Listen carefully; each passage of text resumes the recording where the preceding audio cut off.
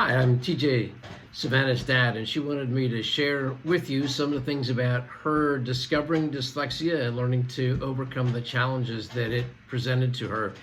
So, when she was young, she loved books. In fact, she used to take the picture books and line her animals up, and she would read them stories, which she would make up from her mind. She has a great imagination. But when she went to kindergarten, all of a sudden that seemed to change. She went to school. She was very excited about school, but she was having some difficulties.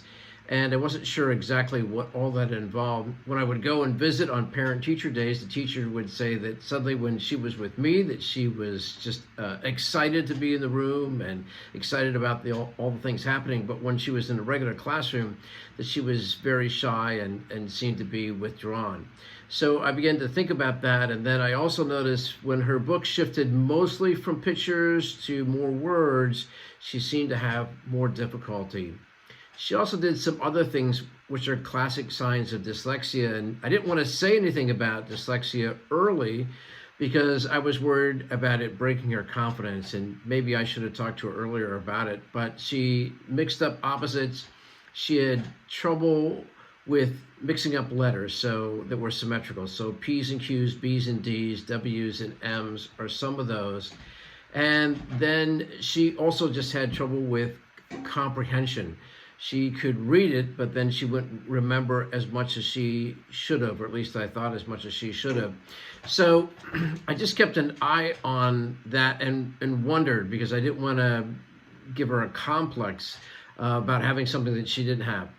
When she was a little bit older, she met a friend at church by the name of Jenna, and Jenna had dyslexia and was learning strategies to overcome it. And as she shared some of the signs of dyslexia, Savannah said, "Dad, do you think I have dyslexia?" I didn't want to say anything then, but I kept thinking more and more about it. And it also occurred to me that she needed a friend to help her through this, and she needed some strategies, and that Jenna would be a good person with that. And I began to say, "I'm not sure about that."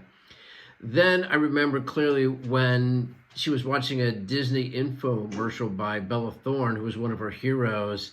And all of a sudden she said, as Bella Thorne explained, how that she had overcome dyslexia and discovered it, and then also discovered her gifts with that. Savannah said, "Dad, I think I have dyslexia." And I said, I think you do too, and we're going to have you tested for it. So the testing for dyslexia has gotten better, but back then it wasn't very good. But one of the things that we tested for was Erlin syndrome, which is the kind of difficulty where words seem to drift off the page, and they tend to move. And there's other specific things about it. It's also called scotopic sensitivity syndrome. But we did discover that she did have that, and we also had some strategies she could use at school to overcome it. But some of the biggest things were learning the strategies that she was really good at. So with every special needs, I think, comes a gift. I just think that's the way we're designed.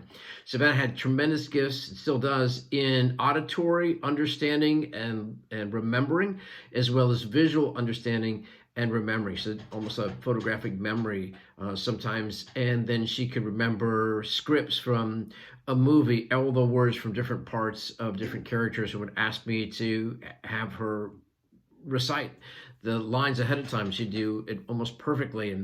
And then also she could remember things visually, and she could listen to a song just a couple times and remember all the lyrics. So all of those were sort of part of the gifts many times of people with dyslexia. And of course, one of her passions is communication, and also being a singer and an actress. And so those things fit well with her. And as she began to learn to apply those strategies, she listened to some YouTube vloggers about learning strategies. She's done increasingly better. And at first she was hesitant to share that, but then one day she wrote this beautiful poem when she was talking about herself, and she shared it in her class. And all of a sudden she was moved by that, by first of all sharing with other students that she was facing this challenge. And then also other students came up and first of all said how brave she was to share a challenge, an obstacle that she was trying to overcome.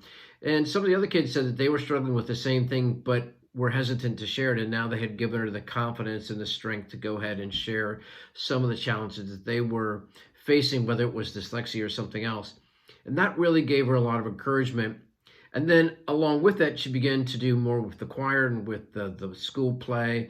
And as she found that niche that made her stronger with her gifts, she also found that gave her energy to do some of the things that were more of a challenge along with her learning strategies. And so now I think she's been doing incredibly well. She had straight A's last semester and through summer school, and she's looking forward to college. And I think it's an inspiration for me as I've seen her overcome this challenge, and I think a lot of other people too.